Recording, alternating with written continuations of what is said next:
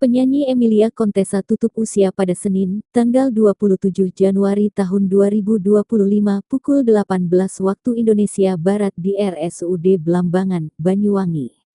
Ibunda Denada itu dinyatakan meninggal dunia akibat gagal jantung yang memicu edema paru akut.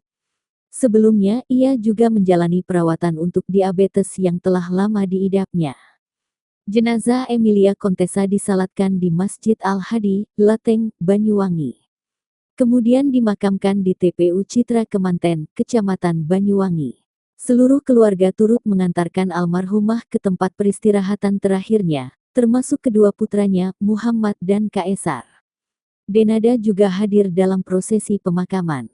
Namun, ia memilih tetap berada di dalam mobil selama prosesi berlangsung dan baru keluar saat jenazah telah dikebumikan.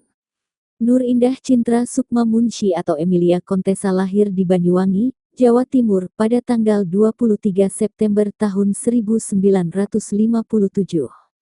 Emilia dikenal sebagai artis multitalenta karena piawai dalam berakting, bernyanyi, hingga menjadi model di era 70-an.